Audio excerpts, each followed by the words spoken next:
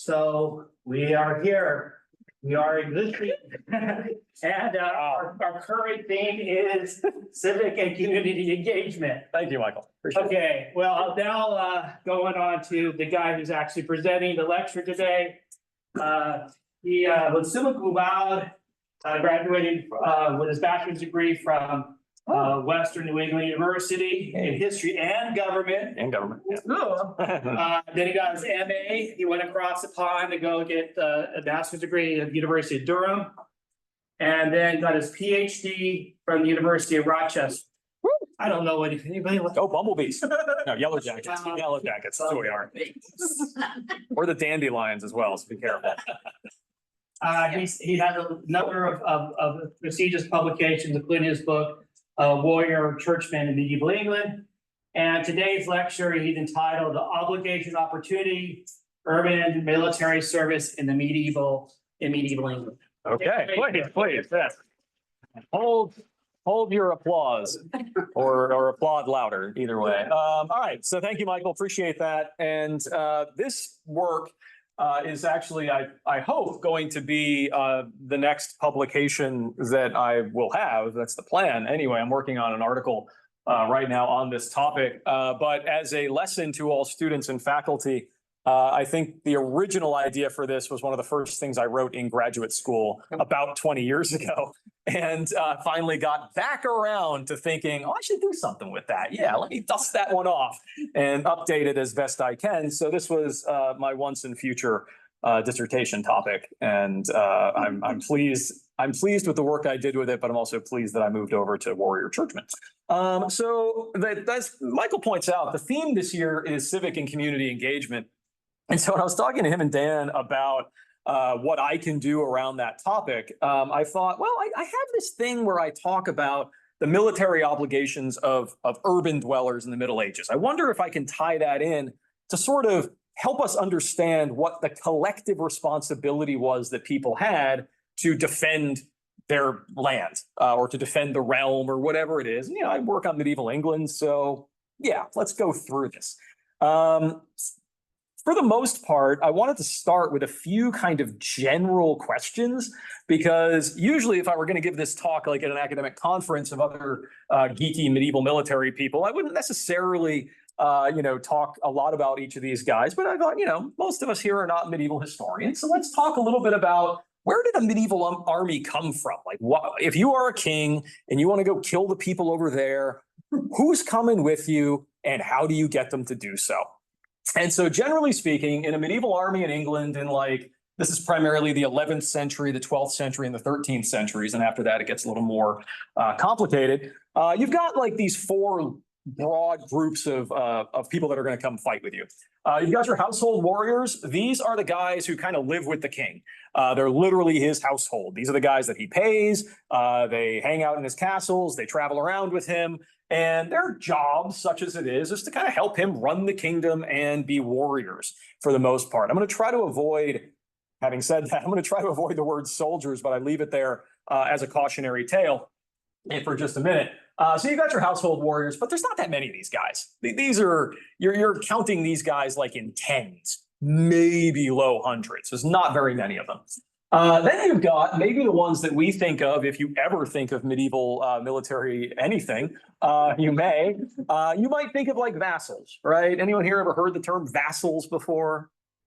A couple of people. Don't want to out yourselves as like playing Crusader Kings or anything, but yeah. So you've got your retinues of your vassals. Your vassals are the guys to whom you granted land, usually in return for some element of service, right? Whatever it is.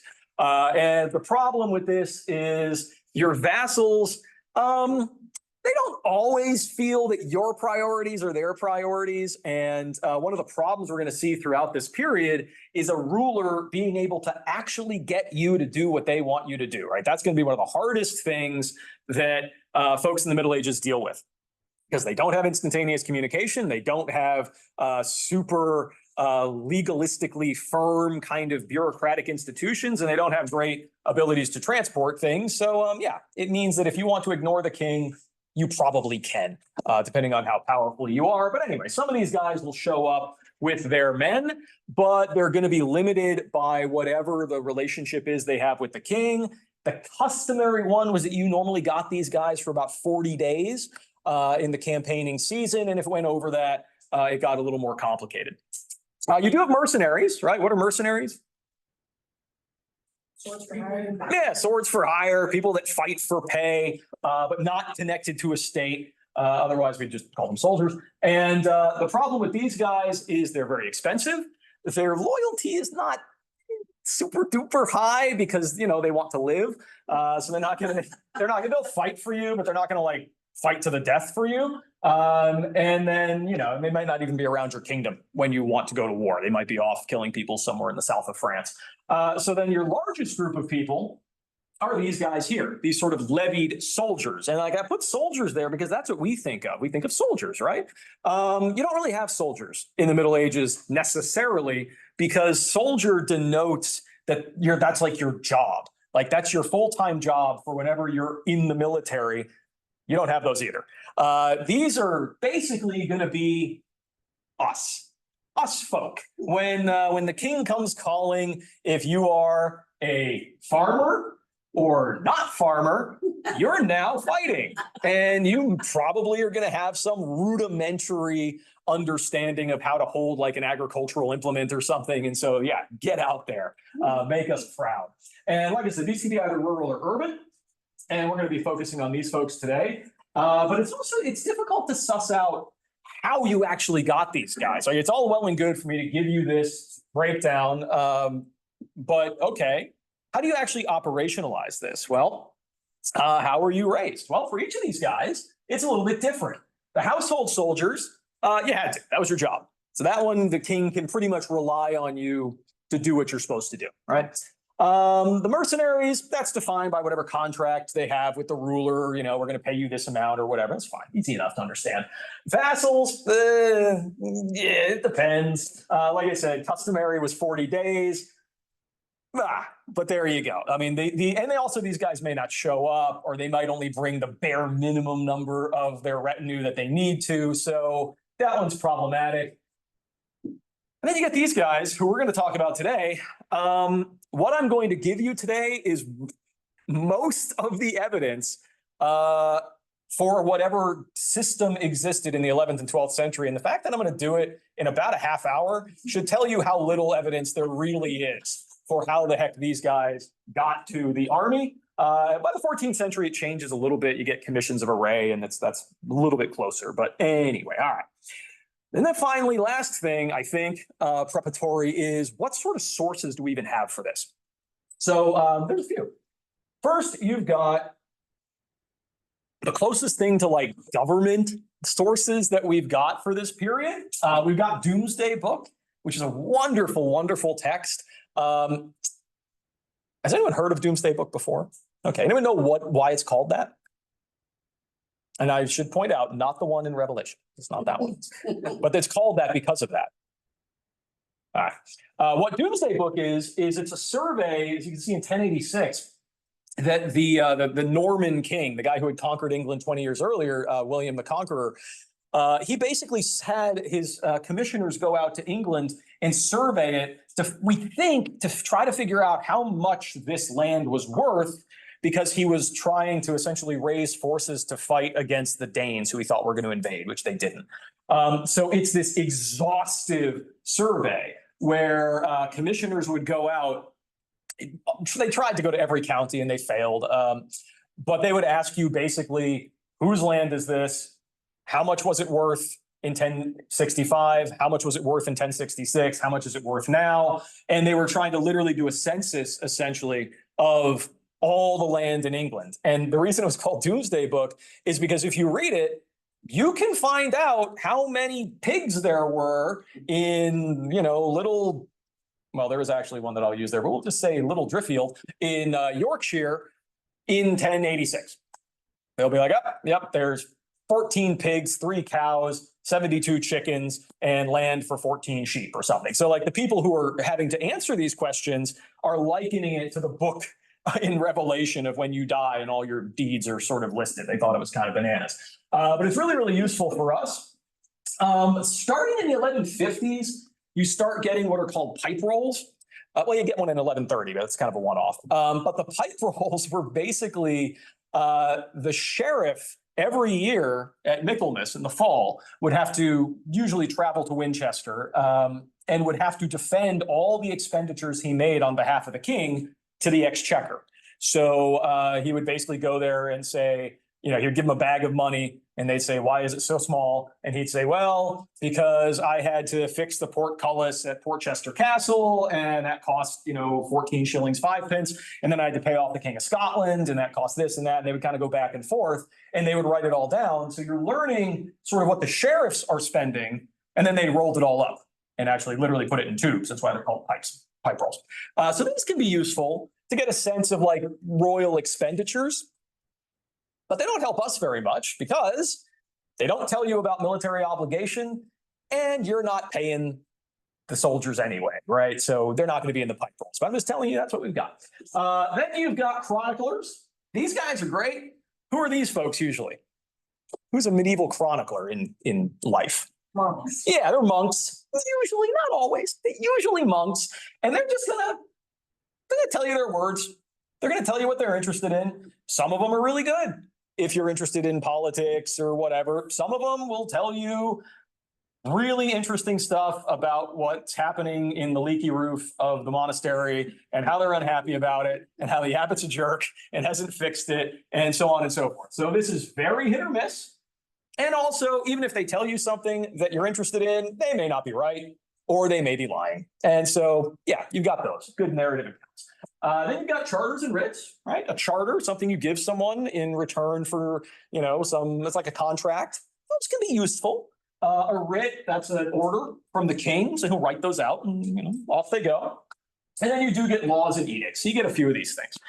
So we're going to use most of these as best we can. Okay. And then finally, oops, that's not what I wanted. That's the one. Finally, why are we looking at cities? Or why are we looking at urban spaces? And I won't spend a lot of time on this because we don't have a lot of time, but I follow a broadly anthropological definition of what an urban space is. What a city is, what a town is versus a village versus a hamlet. It gets extremely complicated and there's no easy definition. So I use in broad terms this kind of primarily anthropological definition of what makes something an urban space. Usually it has a defined boundary. That might even be a wall. That's great. But then sometimes cities go beyond their walls, and that's annoying. But anyway, they have like some sort of defined space. This is London, that is not. This is Winchester, that is not, right? That's useful because that gives it a stronger sense of identity. I am from London, right? I'm a Londoner. That makes me different than all you people that come from, the county or the villages or whatever. The folks in the city are generally not farmers. That's the thing that actually, from an occupational standpoint, largely differentiates them from all the people in the countryside. Yes, there are people in the countryside who are not farmers, but they're the minority, right? They're like the blacksmith or something. Most people in the town or the city are not going to be farmers. That's different. Towns and cities are often centers of commerce, which means they are pretty wealthy, right? They are wealthier than their friends out in the countryside. And that leads them to have different interests than agrarian folk, right? Than the farmers, more or less. So this is why I was interested in cities and towns. So they're a little bit different. Not very many people live in them, by the way. In medieval England, you're probably looking at, 5% of the population lives in a town or a city. So it's a very, very small number of people. Okay. By way of introduction, let's get into our actual talk, shall we? So why are urban forces interesting to us? Or to me? It's probably not interesting to you, but yeah, they're interesting to me. Mostly because we see them being used primarily, not always, but primarily as supplements to royal armies. So at least in England, most of the time, someone from a town or a city is going to be in a war. It's because the king is fighting a war and they are helping him, right? Come on in, please join us. So that's not all the time, but part of the reason why that's the case is that towns and cities do not normally have noble lords above them, right? They don't have an earl or a count or someone who has claim to their service, whereas the king does. So the king is usually going to be the one that's kind of marshaling these armies and towns. And it gives the king an option to not have to rely on the nobles, right? Because the nobles, when I used to teach this, I would basically say that when every count and duke and whoever went to sleep at night, they imagined a little crown on their head, right? Not the crown of the kingdom, I must be clear, their own little crown. Like, I'm the Earl of such and such. This is my area. I know you're the king, whatever. Your grandfather gave it to my grandfather. I don't care. You've never done anything for me. This is my land. Leave me alone. That's pretty much how most nobles think. So if the king summons them, they're going to, unless they're like allies of the king, they're going to kind of grudgingly serve. So the cities could be useful because the cities were usually more loyal to the king, mostly because they're interested in things like commerce, and they hold charters from the king of liberties and protections. And so they want things like stability. They want things like strong royal power, provided their rights are protected. And so they do tend to kind of align themselves with the king. Okay. By the end of the period we're going to talk about today, by the end of the 13th century, you're going to see kings sort of turning to urban soldiers a lot more readily as part of a general move to a more professionalized army. And so by the time you get to the 14th century, the distinction between the royal or between the urban and rural soldiers is going to be kind of not as important because you're going to move to a more national system. So like the English armies that go fight the 100 Years' War in the 1300s, they're not as distinguishing between the cities and the towns. It's kind of more of a national system that has created. All right. So prior to the coming of the Normans, right, the Normans show up in England in 1066 and conquer the kingdom. The Anglo-Saxons, the people prior to the Normans, they actually seemingly had a pretty good system for getting a fair number of qualified warriors out of their cities and towns. They did a better job of it than the Normans did later on. We're going to talk a little bit about some of the evidence that comes from there. And our best evidence comes from Domesday Book. This is a picture of actually this page in Domesday Book, or part of it. You can kind of, maybe if you've got better eyes than me, you can kind of see Arkenfeld right there, which is the part of Herefordshire that we're looking at. And we use this a lot to understand what was going on in England prior to the Norman conquest, and then possibly still going on in England 20 years after the Norman conquest, right? That's what Domesday Book is for. And so it can give us a good insight into how some urban centers could render military service. And we're going to run through basically every reference in Domesday Book to urban military service and obligation. Before you get worried, it's not very many. That's the problem. As a medieval historian, yeah, Michael's experienced this as well as a colonial Latin American historian. You may have really interesting questions, but you probably don't have the evidence to answer them. So there you go. You just get to be pissed off about it. Yeah. No, we don't make it up. I mean, sometimes. Sometimes we make it up if we have to. We call that extrapolation. Sykes. And actually, if I were cruel, I would have given a talk on the introduction of knight service into England, which is based on the extrapolation of one Domesday Book reference. But anyway, I won't do that to you because I like you all and you seem nice. So anyway, all right. Let's begin with Herefordshire. Herefordshire is a really important part of England. I'll show you a map actually, maybe I do it now. There it is. It's right here in southwestern England, right on the border of, what is this blobby little country full of non-English people? That is the Principality of Wales. Good. Or it's the Principality eventually of Wales. It's sort of just full of Welsh people, more or less at this point. And the Welsh don't generally like the English very much, and the feeling is fairly mutual. So these counties here in the west, they were called marches, marcher counties. They were border counties. Hereford and Gloucestershire a little bit, but Hereford, Shropshire, and Cheshire, those are the main ones. And so there we do see more references to urban military obligations. Why would that be? The border. Because it's got the freaking Welsh right there. Yeah, and we want to go kill the Welsh sometimes. So you're going to see it more in those areas, and Hereford is a good example of it. So an entry, this is for Arkenfield, discusses the sheriff, right, the Shire Reeve, the king's representative, leading forces into Wales, and that the men of the town had to basically make up the vanguard and the rear guard. So these are just a few quotations from the Arkenfield reference. He who does not go forth when ordered by the sheriff to go with him into Wales pays a like fine, a similar fine to what they were paying earlier. But if the sheriff doesn't go, you don't have to go, right? He has to lead you into Wales. And when the army goes forth against the enemy, these men, Arkenfield, according to custom, what's custom? What does it mean if you do something by custom versus law? Right, because that's the way we always did it. Yeah, customary law is a real thing, and it's annoying because we tend to separate those two things, that which we do by custom versus that which we do by law. Well, by custom, yeah, the guys of Arkenfeld make up the vanguard, and when they are coming back, or many of them are left, make up the rear guard. And these were the customs of the Welsh, TRE, Tempore Regis Edwardi, in the time of King Edward, the guy that dies in the beginning of 1066. In Arkenfield, the king has 100 men, less 4. They could have just said 96, but there you go.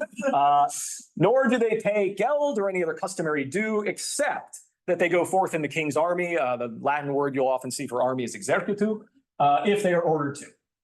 But if a free man dies there, the king has his horse and his weapons. These are really interesting little tidbits of what was customary on the Welsh border. First off, they don't pay customary taxes to the king, right? Instead, they have to do military service. And so this is something that you'll see in medieval Europe a fair bit, that if you're the king, you probably want both military service and taxes and anything else you can get out of these people, right? Well, it doesn't really work that way. You have to work with them. You have to kind of give and take a little bit. So you'll sometimes see that in lieu of this obligation, you're going to have this other obligation over here. But also this little bit down here. If a free man dies, the horse gets his, or the king gets his horse and his weapons. Who do you think bought that horse and those weapons? I'll give you a hint.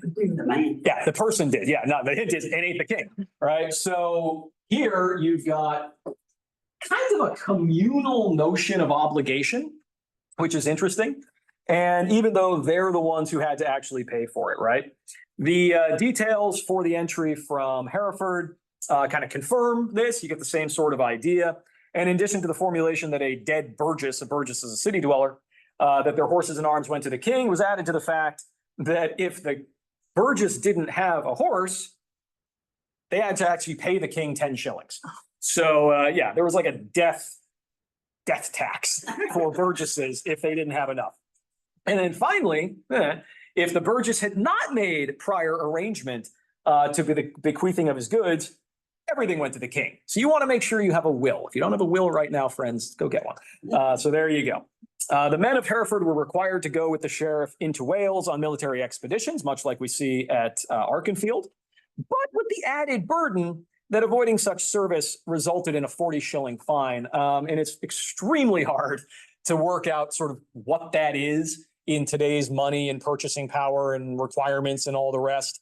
But 40 shillings, we can say conservatively would be $4,000 to $5,000, something like that. So it's not insubstantial amount of money.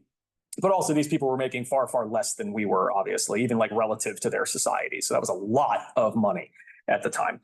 And then you see this service kind of replicated over and over again, especially up here in Shropshire. And when I say over and over again, I mean like a couple times because they don't bother telling us a huge amount. But the main city in Shropshire, which is Shrewsbury, they have sort of similar kind of obligations, including that of guard service for the king. When he showed up, they had to keep him from getting killed. And then also going into Wales at the behest of the sheriff and so forth.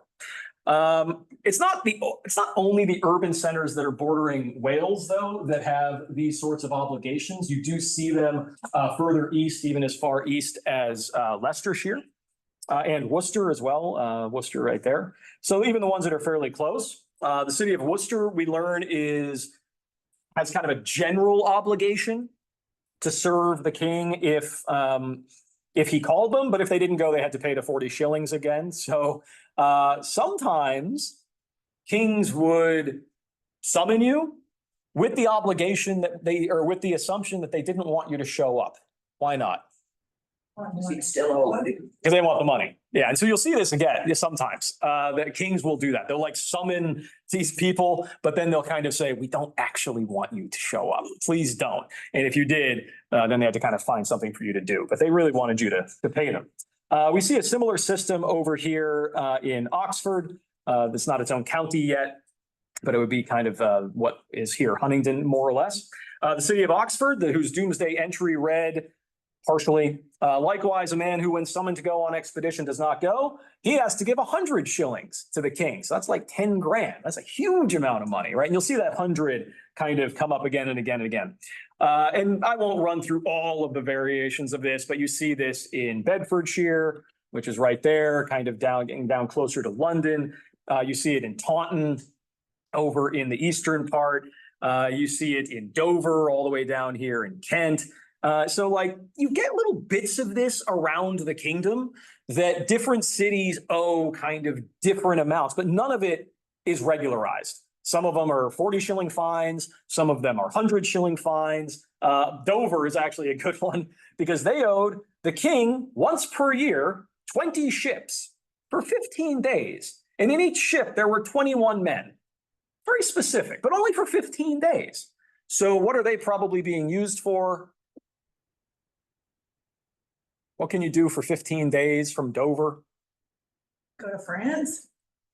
Yeah, that might be their obligation, is that they have to provide shipping to go across the English Channel to Normandy, the Pas-de-Calais, probably, maybe do some coast guarding, but yeah, you're just like, okay, well, that's an interesting sort of obligation.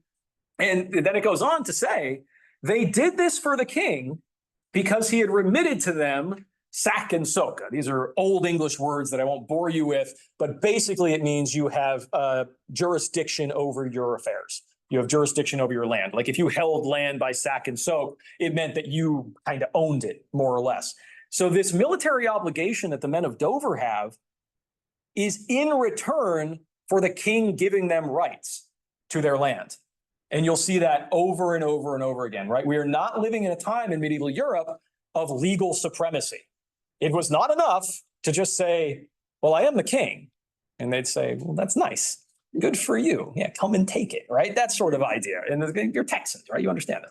So like, that's how it kind of worked, that you had to sort of give if you wanted us to give. It was very, yeah, the obligations were interesting. Anyway, so we could go on about that. But I will spare you. Just trust me that there are a few other examples of this at cities kind of throughout the southern parts of England. Okay. Unfortunately for us, that's kind of it for government kind of records, such as it is for urban military service prior to the year 1100, right? It's essentially Doomsday Book, and then a few chronicler references here and there to men from this town going off and fighting in battle or what have you. But that's largely about it. The upshot of it is that most towns seemed to have some general obligation to serve the king during war, and or military service could be avoided by the paying of a fine, ranging from 40 shillings to 100 shillings, it seems like, depending on how good of a negotiator you were, I suppose, with the king. As we look ahead to the Civil War, about 1135 or so to 1154, there's a big civil war in England between the king, who is Stephen, and this guy's mother. Her name was Matilda, but her son is Henry II. And they sort of fight against each other for a long time over who is going to rule the kingdom. Is it going to be the Empress Matilda, or is it going to be King Stephen? You do see more references to urban war, especially or urban soldiers, especially from London. London is by now the biggest city right up here in England, and you'll find them sort of showing up a fair bit, usually fighting on behalf of the king. Right, they are a pretty strong adherent to the king's men, but you do find some other ones as well. In 1141, Stephen fights a major battle at the city of Lincoln. And it doesn't go well. He loses, but the citizens of Lincoln fight with him.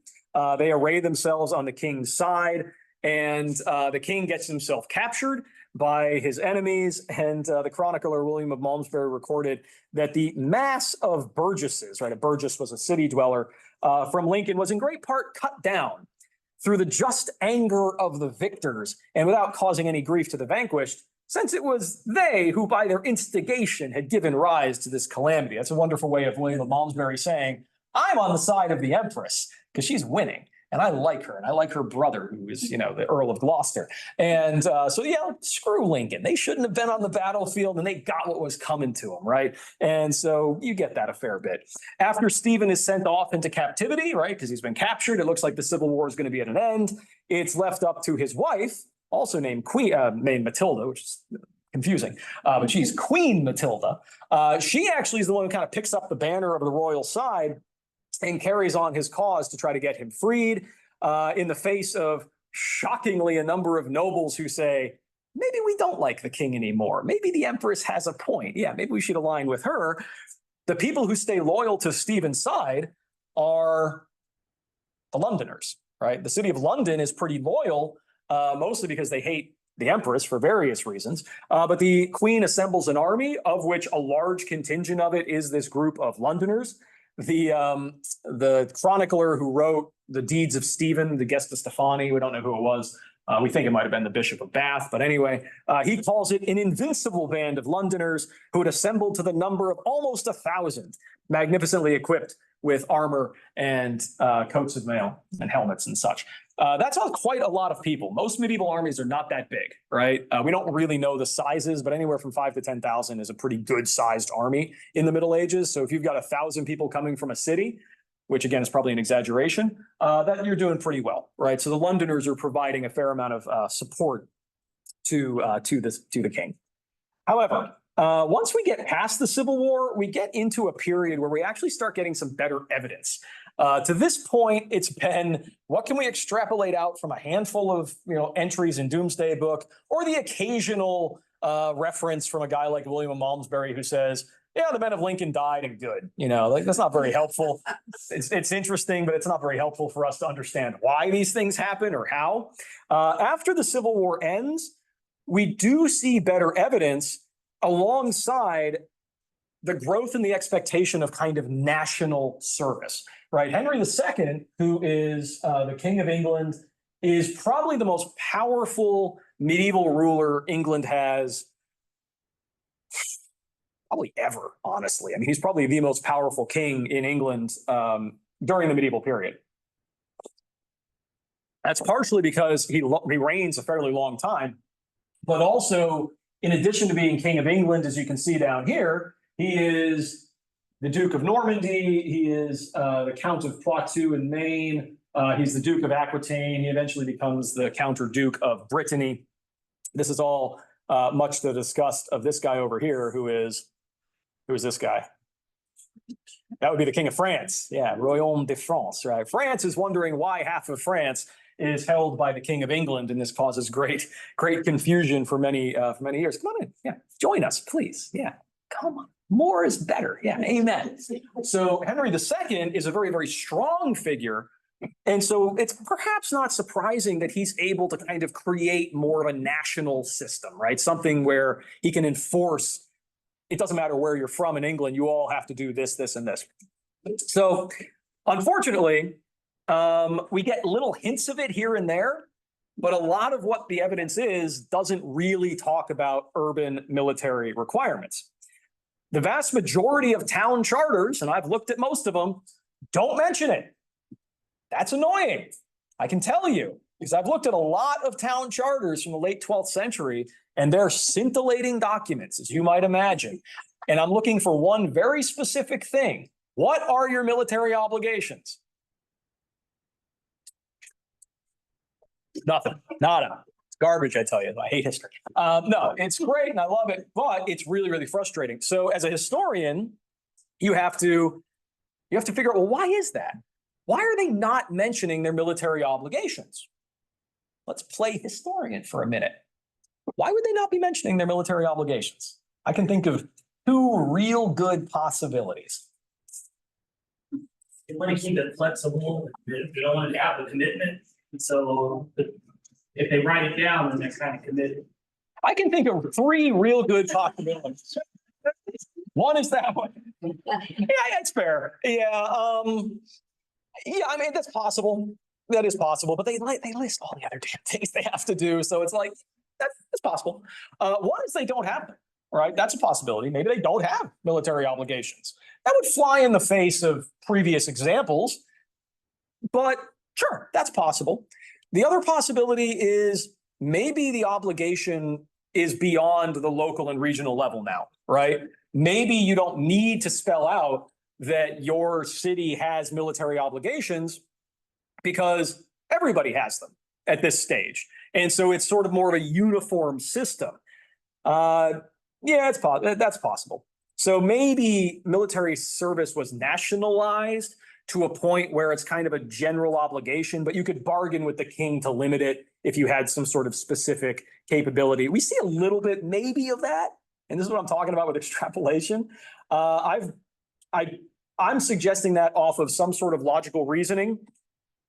And this, one charter from one town in the late 1100s. Come to medieval history, friends. You can, I don't want to say you make it up, but you make a lot of connections off of one piece of evidence.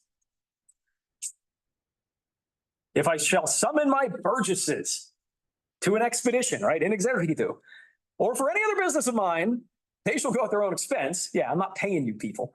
And if it be that they can return to their homes the same night, and if I lead them further, they go at my expense. And if they gain any booty, they shall have half against any claim of mine. So this is it. I mean, I don't think that Swansea is the only town in medieval England that owes military service, but they're the only ones, at least that I could find, in that copy of British Borough Charters, 1042 to 1216. It's a good book. That actually references a delimiting aspect to this military service. That doesn't mean the other ones don't have it. It just means that if they have it, we don't have copies of those charters because you get charters different times by different kings. We do, I shouldn't say it's the only one. You do see something a little bit similar at the town of Pembroke, which is in Wales, which causes other problems, which limits military service, recording that they had to go on a military expedition with the king's bailiff, provided they could return the same evening. Okay. However, in 1181, we get a bit of a break, right? Henry II publishes what's called the Assize of Arms. And the Assize of Arms, an assize is basically like a law, like a general law, is the arms that have to be held by different people relative to their social status. So like the first chapter is for knights. And it says, if you're a knight, because you control this much land, this is what you have to have. And it's like a lance and a coat of mail and a horse and all this other crap. And then there's like the next layer down, which is some other group I don't care about. And then the third one is item omnes burgenses et tota communia liberorum. All burgesses and the community of freemen. All the rest of you people, for the most part, who aren't necessarily serfs or, serfs be the main one. So you have to have a gambeson, an iron cap, and a spear. Anyone know what a gambeson was? Yeah, but what type of armor it was? Oh, leather. Yeah, it could be leather. It could be like a quilted, like cloth. Metal? It was not metal. No, a gambeson wasn't necessarily going to be metal. So you would be wearing, some sort of light-ish kind of woven armor, but it could be leather, but also it could be something else. It's really annoying because they use these words for what they meant in 1181 at this time. But yeah, so a light piece of armor, a metal hat, and a spear, right? Straightforward. This is great. We use this a lot because it is clear. It tells us about the obligation that you have now as a freeman or burgess in medieval England. And it actually tells us what type of weapons and armor you were going to be using, which tells us what? What can we do with that piece of evidence? You know a little bit about what they're going to be doing in battle. That's great. You're not showing up with a bow. You're not showing up with a horse. You're not showing up with a sword. You're the foot infantry with a spear. And so that allows you to kind of understand a bit of what these armies actually looked like.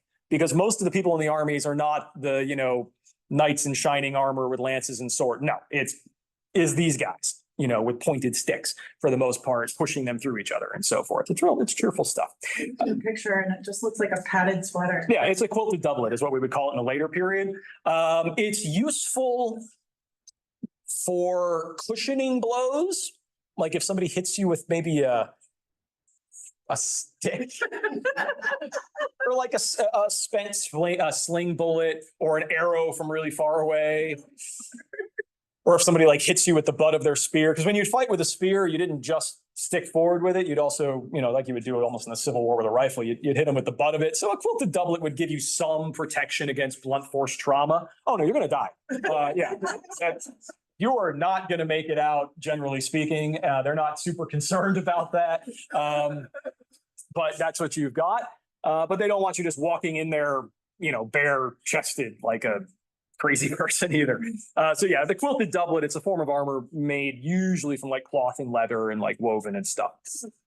Ironically, knights wore them too, but they wore them under their armor. You put like a coat of mail over your quilted doublet usually to protect you. But if you're a townsman, yeah, you just wear the under armor. It's fine.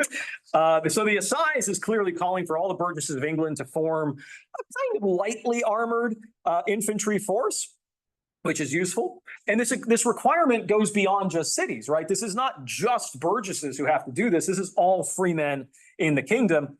And if this actually happened, and that's one of the real problems with using law in history, this is the law.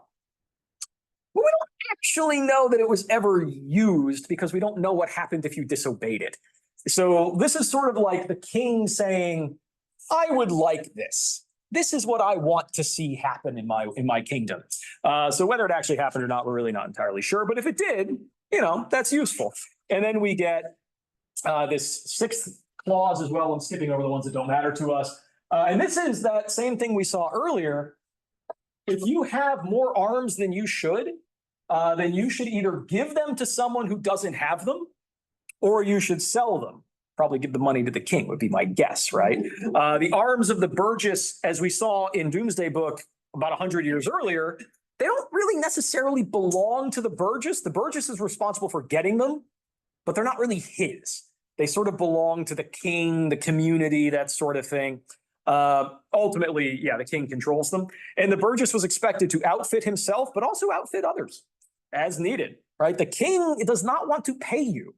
That's not the point of being king, right? I don't want money going out. I want money coming in. So you go buy your own weapons and everything. Presumably a burgess who was no longer able to serve personally would probably have to give his arms to someone who could, right? That would not be unheard of.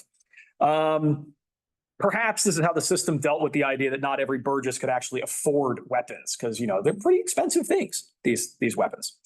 Okay, we'll very quickly burn through this part.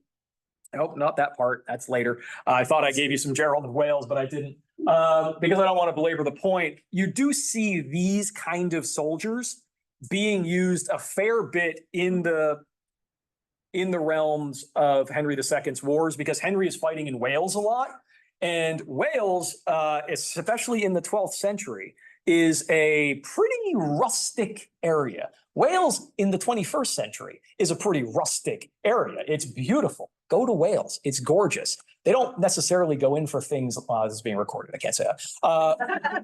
It's beautiful and rustic, and you should go. But the type of soldier you wanted to fight in Wales is kind of these kind of soldiers, pretty lightly armed, guys who could move pretty quickly because the Welsh are not getting out there with full suits of armor and getting on horses. The Welsh are fighting you a little bit more like the Americans did in the Revolution, right? They are kind of moving lightly. They're not super weighed down.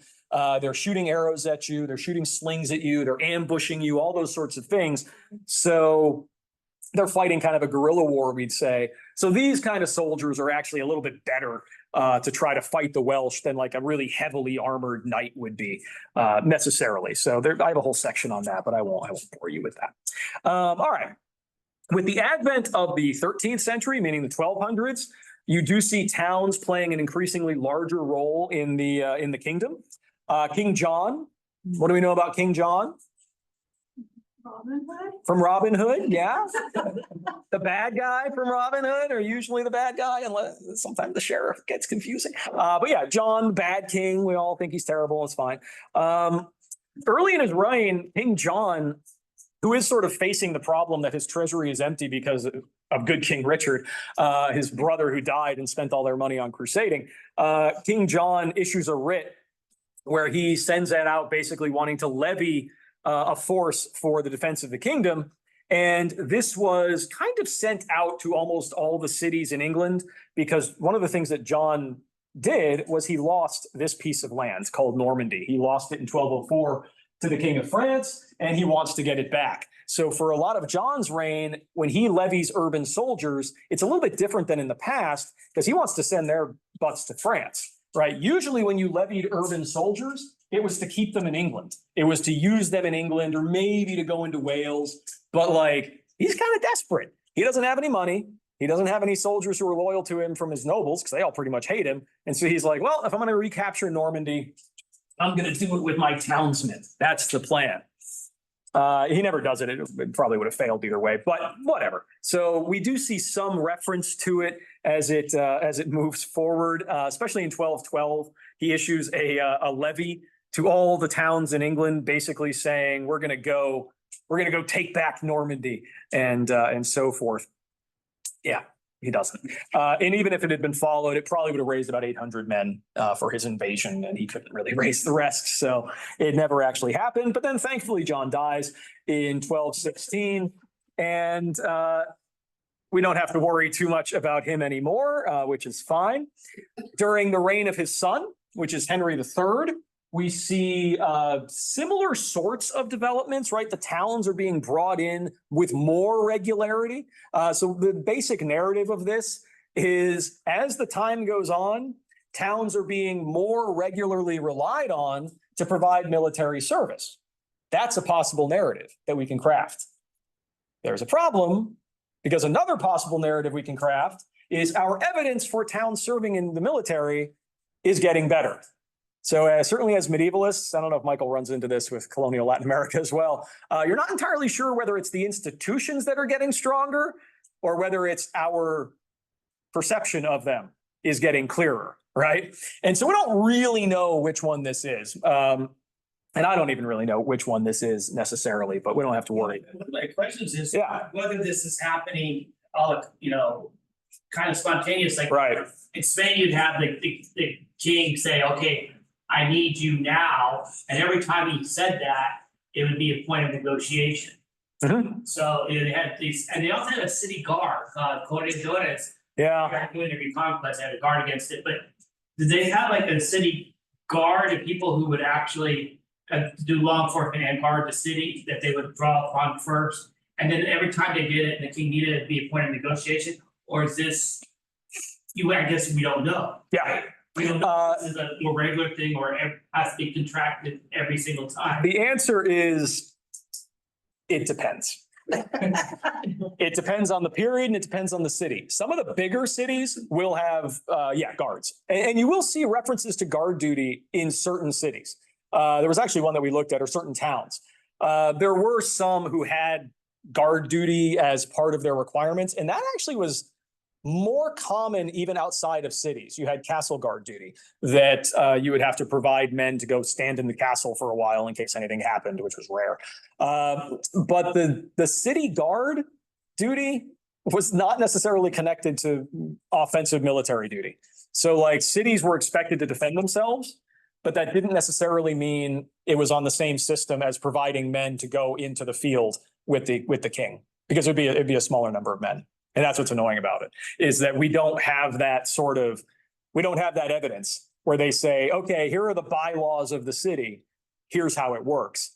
We've got Well, yeah, in 1212, a writ happened to survive where he says, hey, send me all the guys you can. And you're like, well, that's not a system. That's just a wish. And so we need something a little firmer, and we'll get it by the end. By the 14th century, you'll have it. You'll have, pretty careful records of who was being arrayed into armies, and, they're going to be written down and all that stuff. In the 13th century, even we don't necessarily have it, but we're getting there, I'd say.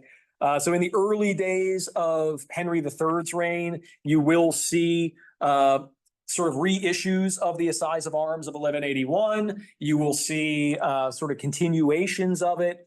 The general expectation in the early 13th century that burgesses and townsmen would fight is seen in a few of the surviving borough charters. We do start to see borough charters actually explicitly mentioning military service, which is great. There's a charter from Haverford in Haverford West in Wales from we think somewhere in the 1220s. We're not really sure. That's the other great thing about charters. They don't always put dates on them, which is really annoying. That says the burgesses shall not go on riding service except with ourselves, the king, and not to war except with ourselves or with our chief bailiff for the common defense of our land. So they can't go on war without us, without being arrayed by the king's men. And then another charter from Wales, again, you'll see this in Wales a lot, basically says similar sorts of things. If you want to go to war, you need to wait for us to ask you. You need to wait for us to come tell you that we're going to war. You can't just go off and do it, because at the same time, not to trend into sociological definitions of legitimate states, the king is trying to monopolize violence as much as possible in the kingdom, right? He's trying to monopolize licit violence, legal violence. And so he's also trying to tamp down his cities from going vigilante in the region, much like he's trying to do it with his nobles. Stop going to war unless I tell you to go to war, that sort of thing. So anyway, to wrap up, by 1252, we see Henry III issuing yet another Assize of Arms. And this one builds off of the earlier ones. We don't have to go through it, but it's the same kind of idea. And we're starting to see that he's really kind of differentiating more that initial group, which was just, hey, if you're a townsman or a freeman, show up with an iron cap and a spear. Now we're getting more kind of, if you hold this much land, you have to have this type of armor. If you hold this much land, you have to have a bow and all that kind of fun stuff. Okay. Finally, to wrap up again, you do get some good evidence of urban soldiers at war in the Barons' Wars. By the 1260s, the barons have risen up against King Henry III and his son, Prince Edward, who becomes Edward I, the bad guy from Braveheart. But this is when he is still Prince Edward. And you get some account of how they do. This is from the Battle of Lewes, I think. I think this might be Evesham, but I think it's Lewes. And basically, an entire division of the army is comprised of the men of London, and they pretty much suck, right? And this is actually kind of surprising. The Londoners were soon put to flight, and Prince Edward, who thirsted for their blood, owing to the insult lately offered to his mother, it's a whole other thing, pursued them for the distance of 4 miles and made a dreadful slaughter of them. Sucks to be you, London. There's a few things that are interesting to us about this entry, first off. The first is it's a pretty big group of people. If you're making up an entire division of the army, I'm not talking like tens of thousands, but there's probably 1,000 guys in this division, maybe more, we don't know. That's a lot. And that's what makes cities so important, is you can put a bunch of people in them in a pretty small area.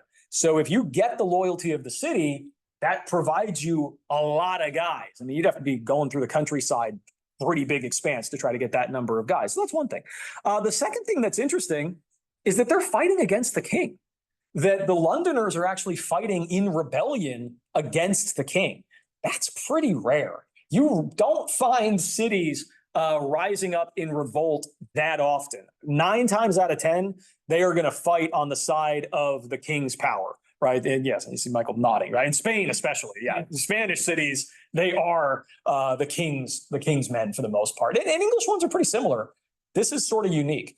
And the third thing that's interesting is how much they suck. Like the Londoners they have this reputation in medieval English war of being like really good. Like everyone's really impressed with the Londoners, but yeah, we don't know why they suck, but they They're do. not all squirrel hunting like those Welsh guys. That's right. Yeah, exactly.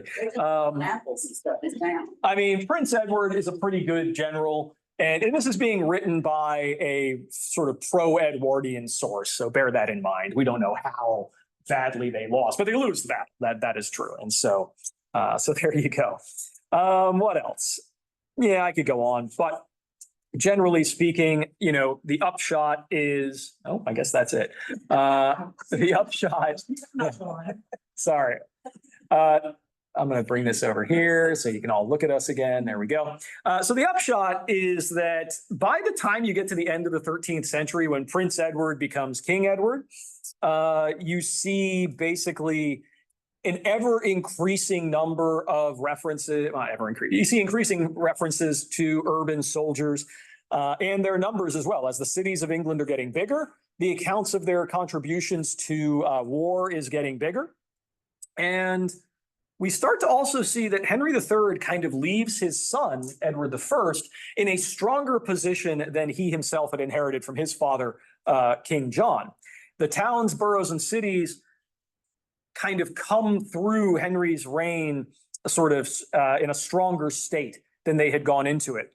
The various legislative actions that we saw, the assizes of arms and all that kind of fun stuff, that were taken with the intention of arming the lower classes had their effect. You get more of a kingdom in arms by the end of the 13th century, perhaps, than you had in the beginning. The reign of Edward I, and then the reign of Edward II, and then the reign of Edward III, who are fighting in Scotland all the time and are fighting in France eventually with Edward III. You see townsmen become more and more important as members of the royal armies. And then by the mid-14th century, when you get the advent of what are called commissions of array, which I mentioned earlier, where basically the king sends out commissioners and it's all much more regulated and we have records of it and everything, the distinction between the urban and the rural soldiers is significantly reduced, as England is now moving more towards a system of kind of just general national service and royal obligation for fighting. Here. Holy crap, it's late. Sorry, that took way longer than I anticipated. Mea culpa. When I wrote this initially, it was 20 minutes. I will take any brief questions you might have, and I will be late to my 3 p.m. meeting. It's okay. Any questions?